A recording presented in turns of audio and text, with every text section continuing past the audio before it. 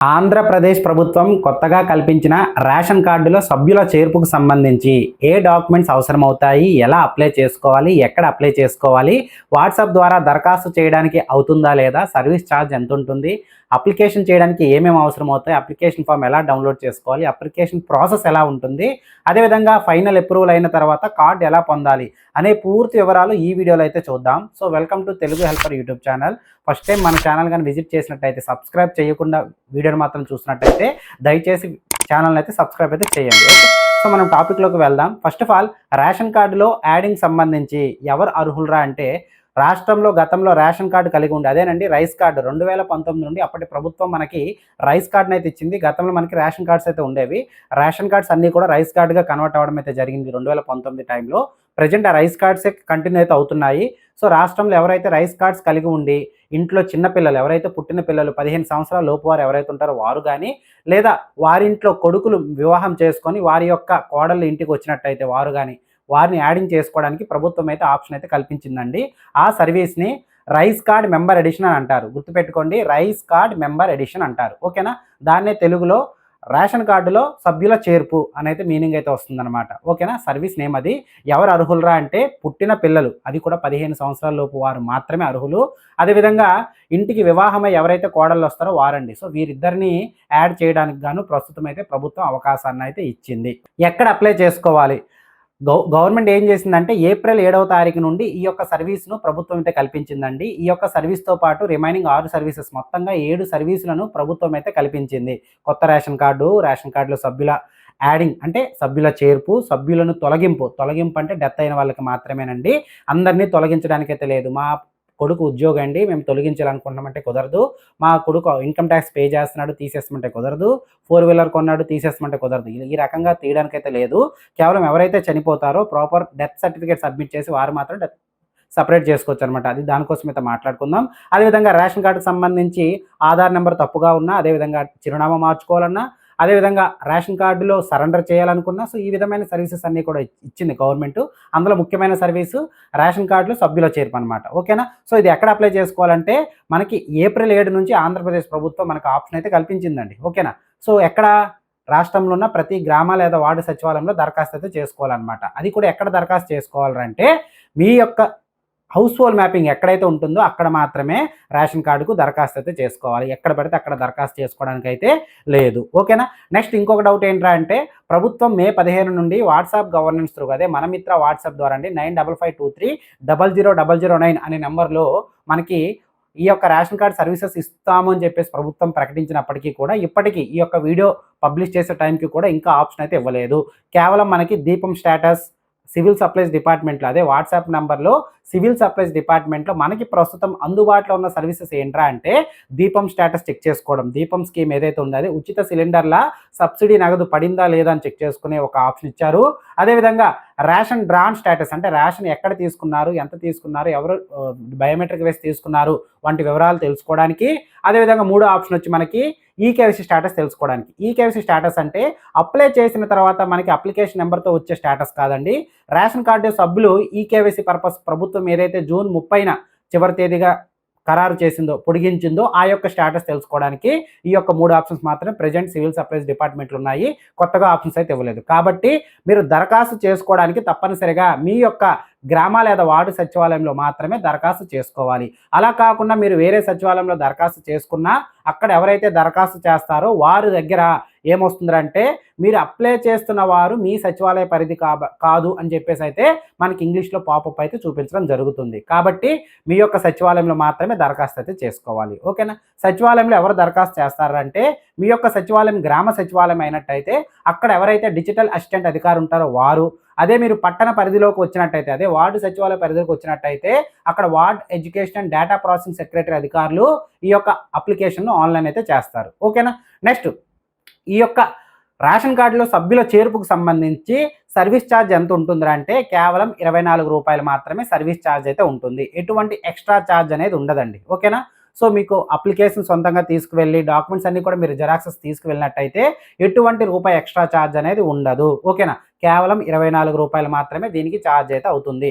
ఈ కేవైసీకి అంటే తమ్ములు వేస్తారు కదా, దానికి ఎక్స్ట్రా ఛార్జ్ అయితే ఉండదు. అదేవిధంగా మీకు వీఆర్ఓ అప్రూవల్ చేసిన, ఎంఆర్ఓ అప్రూవల్ చేసిన ఎటువంటి ఛార్జ్ అయితే తీసుకోకూడదనమాట. ఓకేనా? సో మీకు అప్లై చేసుకున్న తర్వాత మీకు ఒక రిసిప్ట్ అయితే ఇస్తారు. ఎటువంటి ఎక్స్ట్రా నగదుగాని అడిగినట్టయితే అక్కడ మనకి ఏసీబీ నెంబర్ ఉంటుందండి, యాంటీ కరప్షన్ బ్యూరో నెంబర్. ఆ నెంబర్కి మీరు కాల్ చేసి కంప్లైంట్ అయితే చేయవచ్చు. ఓకేనా? నెక్స్ట్ చూసుకున్నట్టయితే దరఖాస్తుకి ఏం కావాలి, ఇది చాలా చాలా ఇంపార్టెంట్. ఓకే, గుర్తుపెట్టుకోండి. మీరు కుటుంబంలో చిన్న పిల్లల్ని యాడ్ చేస్తున్నట్టయితే, ఆ కేసు చెందిన వారైతే ఫస్ట్ డాక్యుమెంట్స్ చెప్తాను. నెక్స్ట్ ఎవరైనా సరే వివాహం అయ్యి కోడలు ఇంటికి వచ్చినట్టయితే వారు రేషన్ కార్డులు యాడ్ అవ్వాలంటే ఏం డాక్యుమెంట్స్ కావాలో నెక్స్ట్ చెప్తాను. సో ఫస్ట్ ఆఫ్ ఆల్ పుట్టిన పిల్లల్ని యాడ్ చేయాలి అంటే కావాల్సింది ఏంటంటే ఫస్ట్ అప్లికేషన్ ఫారం కావాలి. ఓకేనా? అప్లికేషన్ ఫారం మనకి ఈ విధంగా ఉంటుందండి. ఇక్కడ చూపిస్తున్నాను చూసారా, ఈ విధంగా ఇద్దరికి కూడా ఇదే అప్లికేషన్ ఫారం ఉంటుంది. ఇది ఎలా డౌన్లోడ్ చేసుకోవాలో కూడా మీకు లైవ్ ప్రాసెస్ చూపిస్తాను. ఎలా అప్లికేషన్ ఫిల్ చేయాలో కూడా మీకైతే ఎక్స్ప్లెయిన్ అయితే చేస్తాను. వీడియో మాత్రం ఎండ్ వరకు చూడండి. ఇప్పటివరకు మన ఛానల్ కానీ సబ్స్క్రైబ్ కానీ చేసుకోకపోతే దయచేసి ఈ యొక్క ఎఫర్ట్స్ మీకు నచ్చినట్టయితే సబ్స్క్రైబ్ అయితే చేసుకోండి. ఓకేనా? నెక్స్ట్ ఫస్ట్ ఆఫ్ ఆల్ ఏం కావాలి, అప్లికేషన్ ఫారం అయితే ఉండాలండి. నెక్స్ట్ పుట్టిన పిల్లల యొక్క బర్త్ సర్టిఫికేట్ అయితే ఉండాలి. Birth certificate maximum CRS portal అయితే ప్రిఫర్ చేయండి. అదే క్యూఆర్ కోడ్ ఉంటుంది కదా, బార్ కోడ్ కానీ క్యూఆర్ కోడ్ ఉన్న సర్టిఫికేట్స్ అయితే మీకు ఎటువంటి రిజెక్షన్స్ అయితే ఉండవు. అలా కాకుండా మాన్యువల్గా రాసిన సర్టిఫికేట్స్ రిజెక్ట్ అయ్యే అవకాశం అయితే ఉంటుందన్నమాట. ఓకేనా? First of all application form, second birth certificate, అదేవిధంగా పిల్లల యొక్క ఆధార్ కార్డు జిరాక్స్ ఉండాలి. అదేవిధంగా ఏ రైస్ కార్డులో యాడ్ చేస్తున్నారో ఆ రేషన్ లేదా రైస్ కార్డు యొక్క జిరాక్స్ ఉండాలి. నెక్స్ట్ ఆ రైస్ కార్డు ఎవరి పేరు మీద ఉందో వారి యొక్క ఆధార్ కార్డు అయితే ఉండాలి. సో ఇప్పుడు చెప్పిన డాక్యుమెంట్స్ అయితే పిల్లలకైతే ఉండాలండి. అదేవిధంగా అంటే ఎవరైతే వివాహమై రేషన్ కార్డులు యాడ్ అవ్వాలనుకుంటున్నారో వారికి సంబంధించి ఏమి ఉండాలరా అంటే first of all application form ఉండాలి, మ్యారేజ్ సర్టిఫికేట్ ఉండాలి, మ్యారేజ్ ఫోటో ఉండాలి. అదేవిధంగా ఎవరైతే కోడలు ఉంటారో వారి యొక్క ఆధార్ కార్డు జిరాక్స్ ఉండాలి, రైస్ కార్డు ఉండాలి, రైస్ కార్డు ఎవరి పేరు మీద ఉందో వారి యొక్క ఆధార్ కార్డు జిరాక్స్ అయితే ఉండాలి. సో ఇప్పుడు చెప్పిన డాక్యుమెంట్స్ అయితే ఉండాలన్నమాట. సో ప్రభుత్వం ఒక ప్రకటన అయితే చేసింది.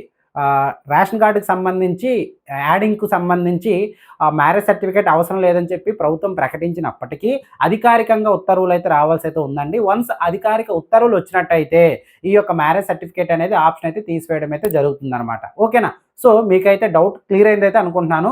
యాజ్ ఆఫ్ నౌ ఈ వీడియో చేస్తున్నప్పటికి మాత్రం డెఫినెట్గా మ్యారేజ్ సర్టిఫికేట్ ఉండాల్సిందే. ఓకేనా సార్? దీనికి ఏదైనా ఎగ్జామ్షన్ లేదంటే అప్పట్లో ఉండేదండి, గత గవర్నమెంట్లో మనకు ఒక ఎగ్జామ్షన్ ఉండేది. మ్యారేజ్ సర్టిఫికేట్ లేని వాళ్ళు ఏం చేయాలరా అంటే ఆ యొక్క అమ్మాయి ఎవరైతే వివాహమైన అమ్మాయి ఆధార్ కార్డులో కేర్ ఆఫ్లో వాళ్ళ నాన్నగారు కానీ అమ్మగారి పేరు బదులు ఎవరైతే భర్త ఉంటారో భర్త పేరు భర్త యొక్క అడ్రస్ మార్చుకున్నట్టయితే అది అప్పుడు ఎలిజిబుల్లోకి వచ్చేది. బట్ ప్రెజెంట్ అయితే అది యాక్సెప్ట్ అయితే చేయట్లేదు.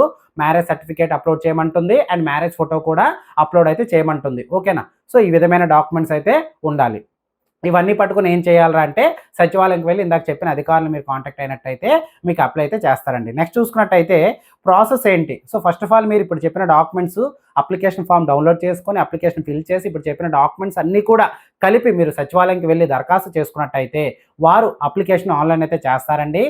మీరు అప్లికేషన్ ఫీజు కూడా ₹24 ముందుగానే పేమెంట్ అయితే చేసేయాలి. ఓకే, అప్లికేషన్ చేసిన తర్వాత మీకు ఒక రసీదు అయితే ఇస్తారండి. దాని మీద మీకు ఒక అప్లికేషన్ నెంబర్ అయితే ఉంటుంది. టీ నెంబర్తో స్టార్ట్ అవుతుంది, T20 అనే నెంబర్తో స్టార్ట్ అవుతుందండి.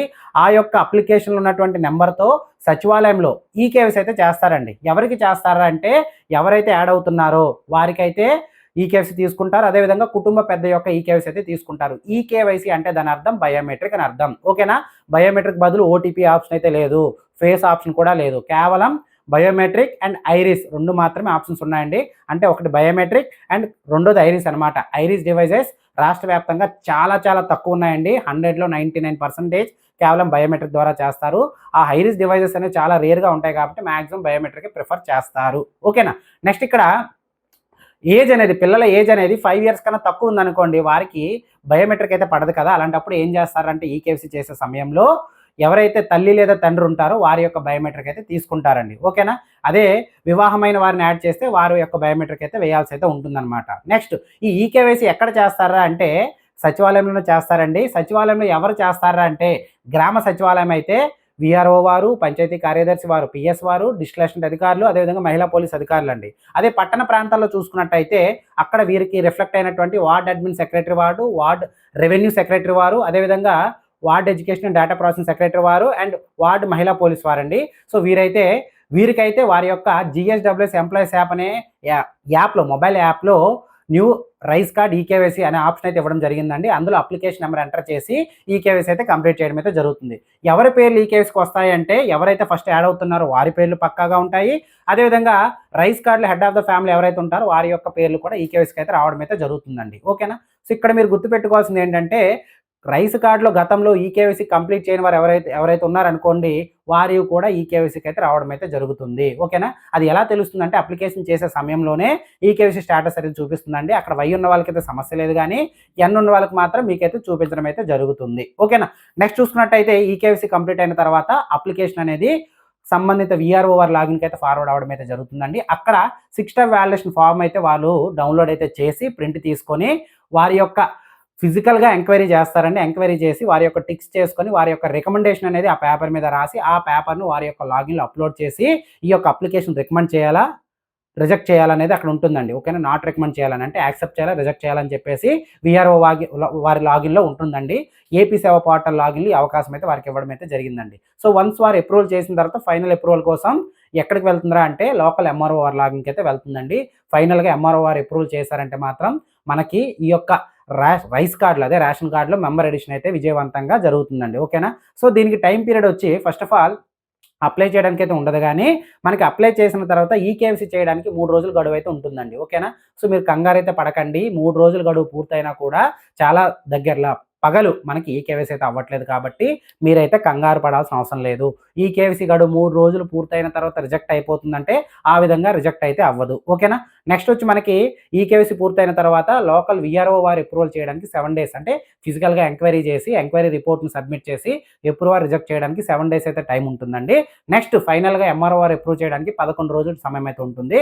మొత్తం అప్లై చేసిన రోజు నుంచి ఫైనల్ అప్రూవల్ అవ్వడానికి 21 డేస్ మనకి ఎస్ఎల్ఏ పీరియడ్గా ప్రభుత్వం అయితే నిర్ణయించిందండి.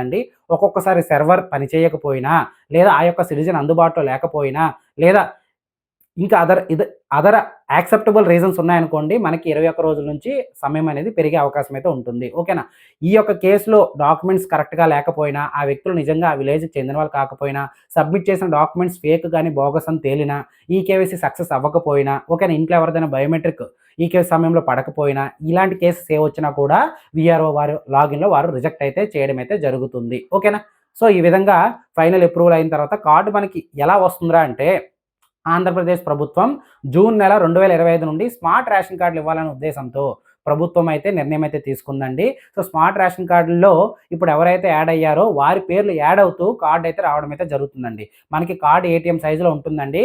కార్డు ముందు భాగంలో కుటుంబ పెద్ద ఎవరైతే ఉంటారో వారి యొక్క ఆధార్ కార్డులు ఉన్న ఫోటోతో వారి యొక్క పేరు, వారి యొక్క కేర్ ఆఫ్ పేరు, వారి యొక్క జెండరు, వారి యొక్క Aadhaar last 4 digits, rice card number ఇటువంటి వివరాలన్నీ కూడా ముందు వస్తాయండి. నెక్స్ట్ కార్డు బ్యాక్ సైడ్ వచ్చి కుటుంబ సభ్యుల పేర్లు వారి ఆధార్ కార్డుల చివరి 4 డిజిట్స్. ఓకేనా?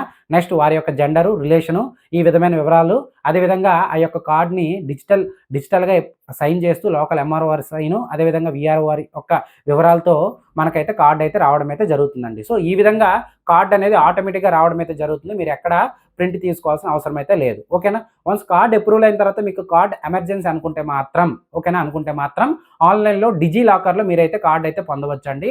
అది ఎలా పొందాలో కూడా డెడికేటెడ్గా వీడియో చేయడం అయితే జరిగింది. డిస్క్రిప్షన్లో లింక్ ఇస్తాను. ఆ వీడియో చూసి మీరైతే కార్డ్ని అయితే వన్స్ ఎంఆర్ఓ వారు అప్రూవల్ అయిన తర్వాత ఫైనల్ అప్రూవల్ అయిన తర్వాత ఒక 1 వీక్ ఆర్ 10 డేస్ తర్వాత కార్డ్ అయితే డౌన్లోడ్ చేసుకొని ప్రింట్ తీసుకొని మీరు ఎక్కడైనా సరే అది వాడుకోవచ్చండి. అది జెన్యూన్ సర్టిఫికేట్. ఓకేనా? సో ఈ విధమైన ఇవైతే ఉంటాయి. సో నెక్స్ట్ వచ్చి వన్స్ ఇదంతా మీకు ప్రాసెస్ చెప్పాను కదా. ఇంత ప్రాసెస్లో మా అప్లికేషన్ ఎక్కడ ఉంది అని మీరు తెలుసుకునేందుకు గాను మీరు ఆన్లైన్లోనే స్టేటస్ అయితే చెక్ చేసుకోవచ్చండి.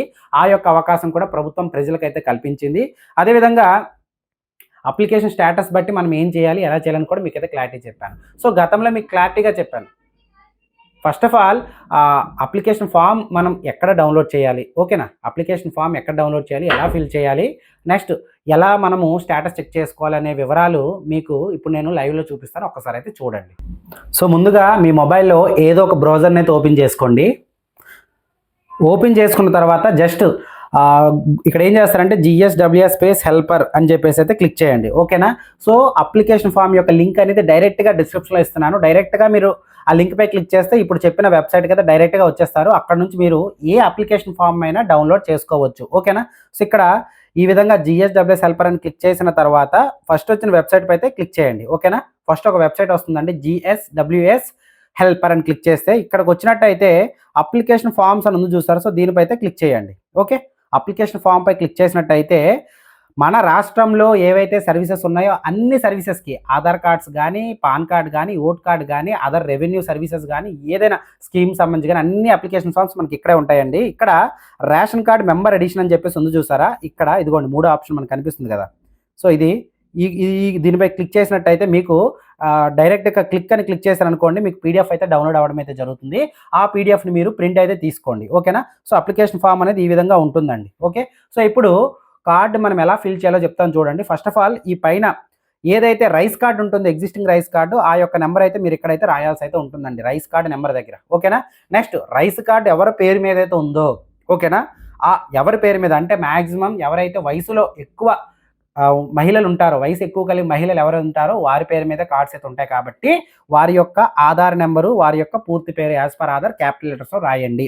నెక్స్ట్ ఇక్కడ ఎవరిదైతే పేరు రాశారో వారి యొక్క కేర్ ఆఫ్ పేరు రాయండి. ఒకవేళ మహిళ పేరు రాస్తే వారి భర్త పేరు, ఒకవేళ పురుషుడి పేరు రాస్తే వారి తండ్రి పేరు అయితే ఇక్కడైతే రాయాల్సి అయితే ఉంటుందండి. నెక్స్ట్ ఇక్కడ దరఖాస్తుదారు పేరు ఎవరిదైతే రాశారో వారి యొక్క డేట్ ఆఫ్ బర్త్ అయితే ఇక్కడ రాయాలండి యాజ్ పర్ ఆధార్. ఆధార్లో ఓన్లీ ఇయర్ ఉంటే 0101 ఆ ఇయర్ అయితే రాస్తారు. నెక్స్ట్ ఇంటి నెంబరు, నివాసం అంటే వీధి పేరు రాయండి సరిపోతుంది, జిల్లా, మండలము, గ్రామము లేదా పట్టణము రాయాలి. నెక్స్ట్ లింగము, జెండరు మేలా ఫిమేలా రాయాలి. మొబైల్ నెంబర్ రాయాలి, వర్కింగ్ మొబైల్ నెంబర్ ఇక్కడైతే రాయండి. ఓకేనా. నెక్స్ట్ కుటుంబ ఆదాయం, సంవత్సరంలో కుటుంబ ఆదాయం ఎంత అని ఉంటుంది, మ్యాక్సిమం 1,20,000 లోపు మాత్రమే లిమిట్ ఉంటుంది కాబట్టి 1,20,000 లోపు అయితే రాయండి. నెక్స్ట్ వృత్తి ఏం చేస్తుంటారు, ఇక్కడ ఎవరైతే హెడ్ ఉంటారో వారు ఏం చేస్తుంటారో వివరాలు ఇక్కడ రాయాలి. ఓకేనా. నెక్స్ట్ మార్పు చేసిన కొత్త రైస్ కార్డు చిరునామా అంటుంది. సో ప్రజెంట్ మీరు ఎక్కడైతే ఉన్నారో ఆ యొక్క చిరునామా అయితే ఇక్కడ రాయండి. జిల్లా, మండలము, సెక్రటేరియట్ పేరు అంటే సచివాలయం పేరు అనమాట. నెక్స్ట్ వీధి, ప్రాంతం అంటుంది, వీధి పేరు రాయండి. నెక్స్ట్ ఇంటి నెంబర్ రాయండి. చేర్పు విధానం అడుగుతుంది. ఇక్కడ పిల్లల్ని యాడ్ చేస్తున్నట్టయితే జననం ద్వారా అంటే జననం క్లిక్ చేయండి, అలా టిక్ చేయండి. అలా కాకుండా పిల్లైన మహిళల్ని యాడ్ చేస్తున్నట్టయితే ఇది టిక్ చేయండి. ఓకేనా. నెక్స్ట్ ఇద్దరిని యాడ్ చేస్తున్నట్టయితే ఇద్దరు టిక్ చేయొచ్చు, పర్వాలేదు. ఓకేనా. నెక్స్ట్ ఎవరినైతే యాడ్ చేస్తున్నారో వారి వివరాలు యాజ్ పర్ ఆధార్ వారి పేరు రాయాలి. నెక్స్ట్ ఇక్కడ ఎవరైతే కుటుంబ పెద్ద ఉన్నారో కుటుంబ పెద్దకు వీరు ఏమవుతారు, ఫర్ సపోజ్ ఒక కార్డ్ అనేది ఒక మహిళ పేరు మీద ఉంటే మనవడిని కానీ యాడ్ చేసినట్టయితే ఇక్కడ మనవడు అని రాయాలి, లేదా గ్రాండ్ సన్ అని రాయాలి. ఇంగ్లీష్లో మొత్తం రాస్తున్నాం కాబట్టి గ్రాండ్ సన్ రాయాలి. అలా కాకుండా కోడల్ని యాడ్ చేసినట్టయితే డాటర్ ఇన్ లా అని రాయాలి. ఓకేనా.